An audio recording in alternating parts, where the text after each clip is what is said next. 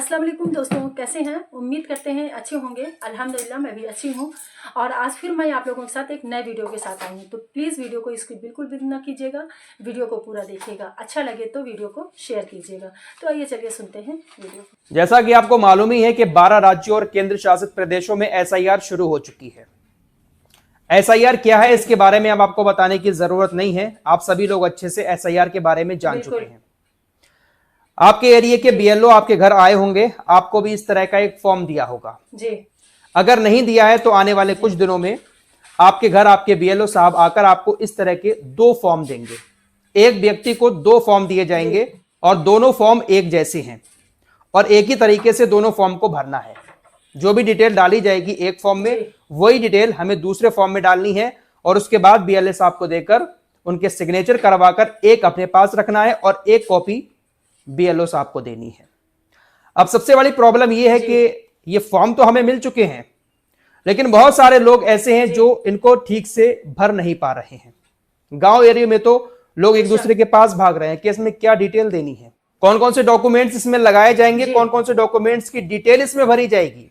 वैसे तो ये फॉर्म बहुत आसान है, बहुत आराम से आप इसको अपने घर पर भर सकते हैं, लेकिन फिर भी लोग काफी ज्यादा परेशान हो रहे हैं। तो आइए मैं आपको बहुत आसान तरीके से इस फॉर्म को भरना बताता हूं, कैसे भरा जाएगा। आपको भी किसी की जरूरत नहीं पड़ेगी। आपके घर अगर बीएलओ साहब फॉर्म लेकर आएंगे, आप खुद ही अपने घर पर इसको बहुत आराम से भर सकते हैं, जो तरीका मैं आप लोगों को बता रहा हूं। जी। इस फॉर्म को भरने से पहले आपको 2003 की एसआईआर यानी 2003 की वोटर लिस्ट निकलवानी पड़ेगी। वोटर लिस्ट का जो पहला पेज होगा जिसमें सारी डिटेल दी होगी, आपकी विधानसभा क्या है, आपका जिला क्या है, तो वो पेज आपको निकलवाना है और आपका नाम जिस पेज नंबर पर है वोटर लिस्ट में, वो पेज आपको जरूर निकलवाना है। वो कैसा होगा मैं आपको अभी आगे दिखा रहा हूं। और ये 2003 की वोटर लिस्ट आपको कहां से मिलेगी? आपके बीएलओ साहब जो आएंगे उनके पास ही होगी। पहली चीज, आप उनसे लेकर फटाक से उसकी फोटोकॉपी करवा लें। अगर बीएलओ साहब के पास नहीं है और बीएलओ साहब आपको नहीं दे रहे हैं, तो एक लिंक मैं डाल रहा हूं डिस्क्रिप्शन में और कमेंट बॉक्स में। पहला कमेंट है, उसमें एक लिंक होगा। उस लिंक पर आप क्लिक करके पहले आप अपने डिस्ट्रिक्ट का नाम डालें, उसके बाद आपका जो विधानसभा है उसका नाम डालें। सर्च करेंगे, पूरी लिस्ट आपके सामने आ जाएगी।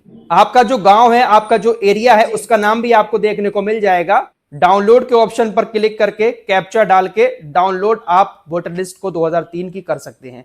हालांकि ये जो लिंक मैं डाल रहा हूं ये सिर्फ उत्तर प्रदेश के लोगों के लिए है।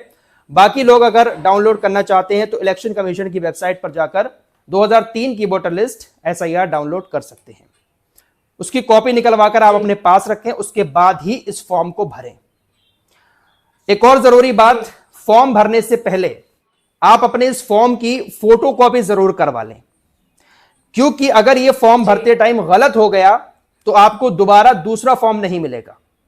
क्योंकि ये जो फॉर्म आ रहा है ये हमारे फोटो के साथ आ रहा है। जो हमारा फोटो पुराना वाला वोटर लिस्ट में था उसी फोटो के साथ और हमारे नाम के साथ आ रहा है। अगर ये गलत हो जाता है तो दूसरा फॉर्म आपको नहीं मिल पाएगा। इसलिए इसको भरने से पहले कम से कम 2 फोटोकॉपी जरूर निकलवाकर एक्स्ट्रा रख लें। अगर एक गलत हो जाता है फॉर्म तो हम दूसरे फॉर्म को ठीक से भर सकें। आइए अब मैं आपको इसको भरना सिखाता हूं, भरना कैसे है। कुछ इस तरीके का फॉर्म देखने को मिलेगा। आपकी फोटो जो पुरानी वाली वोटर लिस्ट में थी वो यहां पर देखने को मिलेगी। आपको यहां पर अपनी नई फोटो लगानी है, जो आपने अब खिंचवाई होगी पासपोर्ट साइज फोटो, वो यहां पर लगानी है। आपका नाम और आपकी विधानसभा, आपके क्षेत्र का नाम पहले से ही यहां पर प्रिंट किया हुआ होगा। तो सबसे पहले आपको अपनी यहां पर डेट ऑफ बर्थ लिखनी है, जन्म तिथि। उसके बाद दूसरे ऑप्शन में आपको आधार संख्या लिखनी है। वैसे तो ये ऑप्शनल है, लिखेंगे तब भी सही है, नहीं लिखेंगे तब भी कोई बात नहीं है। तो आप यहां पर अपने आधार नंबर जरूर लिख दें। उसके बाद मोबाइल नंबर डालें अपना। फिर आप अपने पिता का नाम यहां पर डालें। पिता का नाम डालने के बाद अब यहां पर जो कॉलम है इसमें काफी लोग कंफ्यूज हो रहे हैं। पिता अभिभावक का ईपीआईसी संख्या यदि उपलब्ध हो। अब ये ईपिक नंबर क्या है ये जानना बहुत जरूरी है। आपके जो फादर हैं, आपके जो पिताजी हैं, उनको भी इस तरह का एक फॉर्म मिला होगा। तो आप यहां कॉर्नर पर जाकर देखेंगे, आप अपने फादर के फॉर्म पर, तो यहां पर ईपीआईसी नंबर उनका लिखा हुआ होगा। अगर यहां पर नंबर नहीं लिखा हुआ है तो आपके वालिद का जो पहचान पत्र है, आपके पिता का जो वोटर आईडी कार्ड है, तो उस वोटर आईडी कार्ड पर ये ईपिक नंबर लिखा होगा। इंग्लिश में ईपिक लिखा जाएगा और ऐसे लिखा होगा ईपीआईसी। तो ये नंबर आपको यहां पर डालना है, पिता अभिभावक का ईपीआईसी नंबर। उसके बाद आपको अपनी माता का नाम लिखना है, माता का ईपीआईसी नंबर उनके भी यहां फॉर्म में लिखा हुआ होगा, जो आपकी माता का फोटो है यहां पर लगा हुआ, उनका यहां पर ईपिक नंबर लिखा हुआ होगा। ठीक है, वो आपको यहां पर माता के आगे डाल देना है। आपकी अगर शादी हो गई है, आपकी बीबी है, तो आप अपनी बीबी का नाम लिखें, या आपके शौहर हैं तो आप अपने शौहर का नाम यहां पर लिखें, हस्बैंड का नाम, और उसका भी ईपिक नंबर यानी ईपीआईसी नंबर जो पहचान पत्र में होगा या फॉर्म में होगा, वो नंबर आप यहां पर डाल दें जी। ये कॉलम क्लियर हो गया जी। अब आते हैं इन दो कॉलम पर। सबसे बड़ी कंफ्यूजन इन्हीं दोनों कॉलम में है। अगर आपका नाम 2003 की वोटर लिस्ट में है तो आपको ये वाला कॉलम भरना है, और अगर आपका नाम 2003 की वोटर लिस्ट में नहीं है तो फिर आपको ये वाला कॉलम भरना है। अब पहले बात कर लेते हैं उन लोगों की जिनका नाम 2003 की वोटर लिस्ट में है। तो सबसे पहले यहां पर अपना नाम लिखेंगे जो आपकी 2003 की वोटर लिस्ट में नाम लिखा हुआ है। उसके बाद वही ईपिक नंबर जो पहचान पत्र नंबर है वो भी आपका वोटर लिस्ट में मिल जाएगा। मैं आपको वोटर लिस्ट एक बार दिखा देता हूं। इस तरह की वोटर लिस्ट होगी।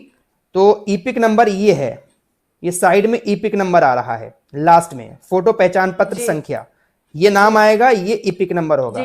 तो 2003 की वोटर लिस्ट में जो ईपिक नंबर आएगा वो आपको यहां पर डाल देना है। अब आता है संबंधी का नाम। इसमें क्या लिखना है? संबंधी के नाम में अगर आप मर्द हैं तो आपको अपने पिता का नाम लिखना होगा, संबंध लिखना होगा पिता, जिला क्या है आपका वो लिखना होगा, राज्य क्या है आपका उत्तर प्रदेश या मध्य प्रदेश जो भी है वो लिखना होगा, विधानसभा आपकी क्या लगती है विधानसभा का आपका नाम लिखना होगा। उसके बाद आता है विधानसभा निर्वाचन क्षेत्र की संख्या। ये क्या चीज है, यहां पर क्या चीज लिखनी है जी। इसके लिए आपने जो वोटर लिस्ट निकलवाई होगी उसका जो पहला पेज होगा जी। उस पेज पर आपको यहां पर लिखा हुआ दिखेगा विधानसभा क्षेत्र की संख्या। जैसे मेरी 41 दिखा रहा है तो आपकी जो संख्या होगी वो कॉर्नर पे ही लिखी होगी। आपको यहां पर अपने विधानसभा निर्वाचन क्षेत्र की संख्या लिखना है। उसके बाद भाग संख्या, भाग संख्या भी आपको यहां कॉर्नर पर देखने को मिल जाएगी। ये पहला पेज है वोटर लिस्ट का 2003 की। आपकी जो लिस्ट होगी आपका यहां पर भाग संख्या कुछ और हो सकता है, तो आपको यहां पर भाग संख्या लिखनी है। उसके बाद क्रम संख्या, क्रम संख्या में आपको अपना नाम ढूंढना है कि आपका नाम कौन सा है, और उसके बाद ये जो क्रम संख्या लिखी है ऊपर ये क्रम संख्या है। आपके नाम के आगे जो भी क्रम संख्या होगी वो आपको इस क्रम संख्या के कॉलम में लिख देनी है। बस आपको इतना ही करना है, ये कॉलम नहीं भरना है अगर आपका नाम 2003 की वोटर लिस्ट में है। और अगर आपका नाम 2003 की वोटर लिस्ट में नहीं है तो फिर आपको ये कॉलम छोड़कर ये वाला कॉलम भरना होगा।